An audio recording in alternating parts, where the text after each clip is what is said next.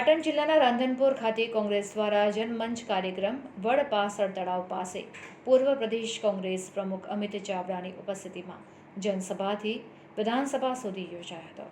પાટણ જિલ્લાના રાંધનપુર ખાતે ગુજરાત પ્રદેશ કોંગ્રેસના પૂર્વ પ્રમુખ અમિતભાઈ ચાવડા અને રાંધનપુર વિધાનસભાના પૂર્વ ધારાસભ્ય રઘુભાઈ દેસાઈ, ચંદનજી ઠાકોર, પાટણ જિલ્લા કોંગ્રેસ પ્રમુખ કેમરભાઈ દેસાઈએ, કાંકરેજના ધારાસભ્ય અને શહેર કોંગ્રેસ પ્રમુખ ડૉક્ટર વિષ્ણુદાન ઝોલા રાંધનપુરની ઉપસ્થિતિમાં રાંધનપુર તાલુકાની જનતાના પ્રાણ પ્રશ્નોને વાચા આપવા માટે જનમંચ કાર્યક્રમ યોજાયો હતો।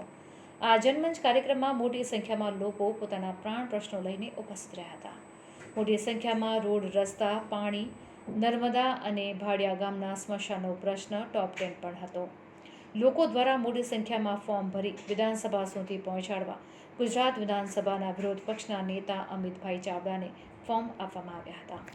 અમિતભાઈ ચાવડાએ ગુજરાતના મુખ્યમંત્રી સુધી રજૂઆત કરી લોકોના પ્રાણ પ્રશ્નોનો નિકાલ કરવાની ખાતરી આપી હતી। આ પ્રસંગે રોડ, રસ્તા, પાણી, નગરપાલિકાના પ્રશ્નો, નર્મદા અને અન્ય પ્રશ્નોની રજૂઆત કરવામાં આવી હતી। આ પ્રસંગે કાંકરેજના ધારાસભ્ય અમરતજી ઠાકોરે પોલીસ ઉપર ચાબખા માર્યા અને દારૂ જુગારના ધંધા બંધ કરાવવા પોલીસને અપીલ કરી હતી। પાટણથી રિપોર્ટર ચેતન પંચાલ।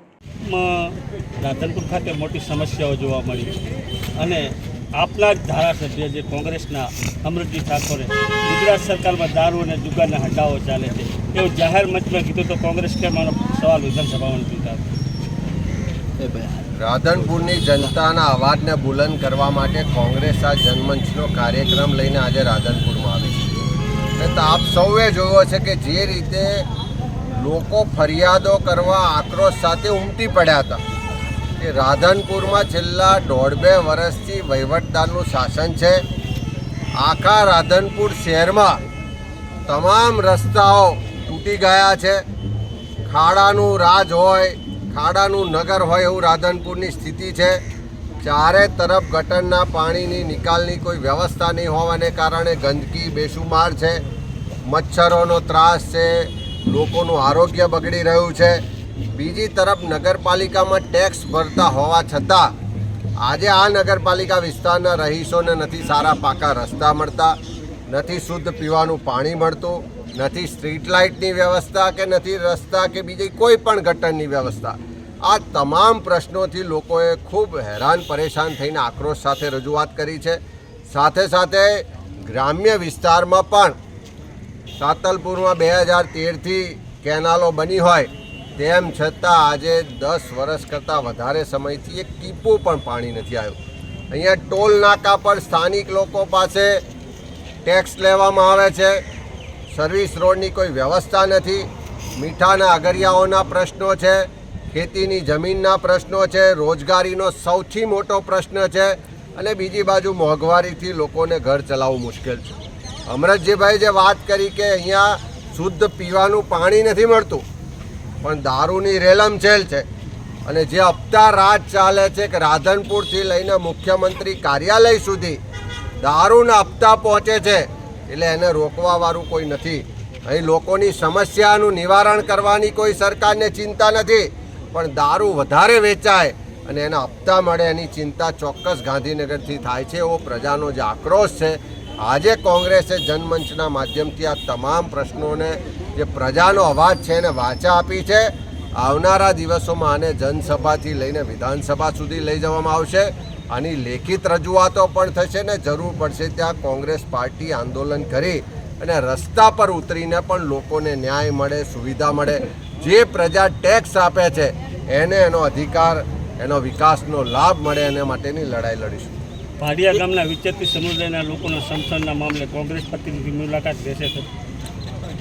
ભાડિયા ગામના પણ અનુસૂચિત જાતિના, વિચરતી જાતિના લોકોએ ખૂબ આક્રોશ સાથે રજૂઆત કરી છે કે સોલર પ્લાન્ટના નામે એમની સ્મશાનની જ્યાં દફનવિધિ કરવામાં આવે છે એવી જમીનો પચાવી પાડવામાં આવી છે। ત્યાં આગળ કબરો ખોદી નાખવામાં આવી છે। પોલીસને ફરિયાદ કરવા જઈએ, તંત્રને ફરિયાદ કરવા જઈએ તો કોઈ સાંભળતું નથી અને પૈસાના જોરે પૈસાદારો જે પોલીસ અને પ્રશાસનનો દુરુપયોગ કરીને ગરીબોને હેરાન પરેશાન કરી રહ્યા છે એવા અનેક પ્રશ્નો આજે જનમંચમાં રજૂ થયા છે। જનમંચના પ્રશ્નો કેટલા દિવસમાં નિકાલશે? જનમંચ એક એવો કાર્યક્રમ છે કે જ્યાં બહુમતીવાળી સરકાર પ્રજાનો વાત સાંભળતી નથી, પ્રજાના અવાજને દબાવવામાં આવે છે, પ્રજાની કોઈ પણ જગ્યાએ સુનવાઈ નથી થતી. એના માટે વિપક્ષ તરીકે એક સકારાત્મક રાજનીતિના ભાગ સ્વરૂપ કોંગ્રેસે ભલે વિધાનસભામાં સંખ્યા ઓછી છે પણ વિધાનસભામાં પ્રશ્નો ઉજાગર થાય, લોકોના અવાજને બુલંદીથી રજૂઆત મળે એટલા માટે આ જનમંચનો કાર્યક્રમ કર્યો છે. આખા ગુજરાતના તમામ તાલુકા કક્ષાએ જઈ અને કોંગ્રેસના આગેવાનો લોકોને સાંભળશે, લોકોના પ્રશ્નોને વાચા આપશે. ગત 2023માં પણ લગભગ 52 તાલુકાના 8 મહાનગરોમાં જનમંચના કાર્યક્રમો કર્યા હતા અને 2000 કરતાં વધારે રજૂઆતો જે લેખિતમાં મળી હતી એને વિધાનસભા સુધી, જે તે વિભાગમાં, જે તે કચેરી સુધી પહોંચાડવાનું કામ કોંગ્રેસે કર્યું છે. સાહેબ,